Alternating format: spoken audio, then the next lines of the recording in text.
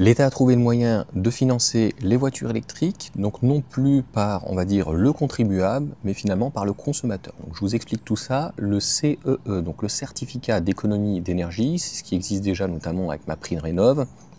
J'en ai fait déjà l'utilisation ou les frais. C'est surtout qu'en plus ça va être simplifié. Je vais vous en parler.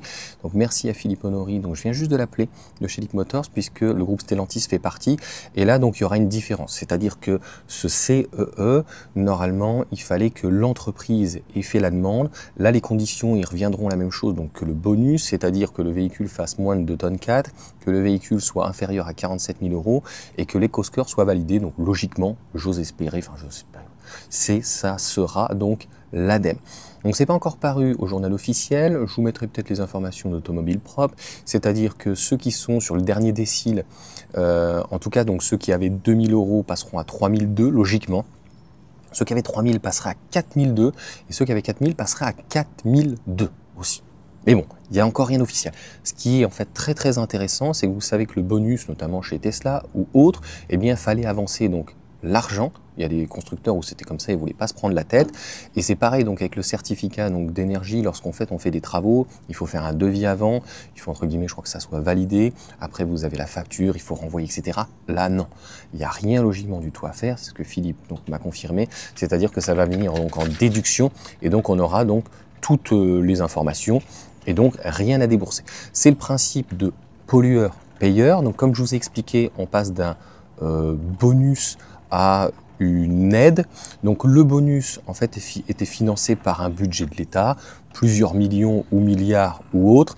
Et là donc ce n'est plus entre guillemets le budget de l'État ou le contribuable ou le concitoyen, mais ça va être entre guillemets le consommateur, puisque les pollueurs comme Total, comme éventuellement EFI, tout ce qui est pétrole, tout ce qui va émettre en fait du CO2 ou autre, et bien dans ces cas-là on dit pollueur-payeur va porter préjudice. Et donc, au lieu de payer une taxe, eh bien dans ces cas-là, ils auront donc des avantages fiscaux pour passer avec d'autres entreprises qui sont plus vertueuses. Bon, j'ai ma fille qui joue avec le volet, c'est génial. Je sais pas, elle l'ouvre, elle ferme, c'est magnifique. J'espère qu'on n'entendra pas trop les avions. Donc, ça bouge beaucoup au niveau de Vélizy, Villers-Coublay. Bref, voilà en tout cas pour cette petite vidéo. Donc comme d'habitude en direct, n'hésitez pas à me mettre un petit commentaire. Donc on en sait plus. Au final, je trouve que c'est pas mal intéressant. Et ce principe-là est pas mal. Les sommes sont pas non plus délirantes. Il faut bien comprendre qu'au-delà de l'isolation, il n'y a plus, je crois, sur les fenêtres, mais il va y avoir sur tout ce qui est pompe à chaleur. Alors, ce n'est pas de la RR. On peut arriver sur des sommes quand on fait du fuel ou quand on est au gaz à 10 000 euros qui soient pris. Donc, au final, je trouve qu'il n'y a rien de choquant. J'ose espérer que les personnes qui sont anti-voiture électrique donc ne soient pas encore là en train de cracher, puisque ça se fait depuis très longtemps sur des types MaPrimeRénov', donc de la rénovation ou autre, et on les a jamais entendus donc se plaindre que pour changer au fuel et de passer donc à là il y a la clim qui est allumée, c'est pour ça que je suis dehors, je suis encore à l'ombre mais il fait déjà 29 degrés. Moi je suis en RR, mais quand on est en RO, et bien dans ces cas-là on a des 10 000, 15 000 euros qui sont pris en charge en fonction donc de sa situation, etc. etc.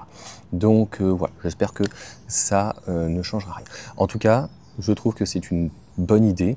Et pareil, on sait en Allemagne, donc il va y avoir une relance aussi très importante, sur plusieurs millions sur les professionnels. Donc à la fois, on a des aides fiscales sur la voiture électrique pour les professionnels, qui représentent pratiquement 50%, et puis de l'autre côté, les 50 autres % qui sont les particuliers. Et je vous l'ai dit, donc en fait, le principe pollueur-payeur, mais au final, on aura donc a priori entre 3002 et 4002. J'ai envie de te dire, il y a 1000 euros d'écart. Est-ce qu'ils n'auraient pas dû faire quelque chose encore de plus simple? Les conditions ont l'air d'être simples. Pourquoi on ne disait pas dans ces cas-là, c'est 3000 ou 4000 euros d'aide? Et c'est peut-être dommage qu'on n'ait pas entré et qu'on n'ait pas mis, qu'on n'ait pas fait une aide, par exemple, pour tout le monde de 3000 euros. Et puis qu'on n'ait pas fait, mettons, 1000 ou 2000 euros supplémentaires pour une prime à la casse, une prime à la conversion. C'est surtout quelles seront les conditions.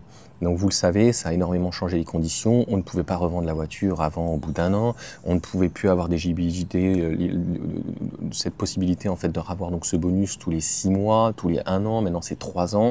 Et est-ce que ça sera donc quand on est en couple toujours sur une tête, donc avoir 2 personnes éventuellement qui l'ont. Est-ce que si c'est à partir du 1er juillet et que c'est donc bel et bien au journal officiel, est-ce que les personnes qui sont bloquées sur 3 ans, est-ce qu'ils pourront avoir donc cette aide?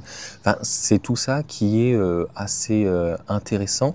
En tout cas, c'est plutôt, je trouve, positif et ça va permettre donc d'écouler les stocks et finalement, bon, on n'a rien inventé en fait. Encore une fois, c'est le principe de pollueur-payeur et ils ont l'habitude en fait les pollueurs de payer.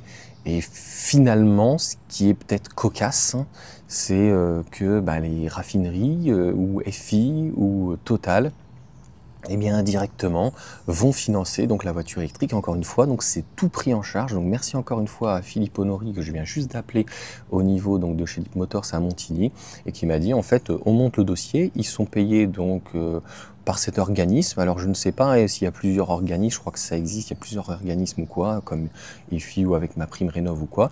Et donc vous avez à payer donc la somme moins cette somme déduite, c'est quand même beaucoup plus clair parce que des fois au niveau de l'État, on se rend compte que finalement dans le privé, c'est plus simple que au niveau donc du public. En tout cas, l'essence taxée, et malgré les marges de Total, vont payer une partie des voitures électriques. Mais bon, ça choquait encore une fois personne quand les gens mettaient leur essence et puis qui finançaient des pompes à chaleur ou qui finançaient la rénovation d'une maison, l'isolation, etc., etc.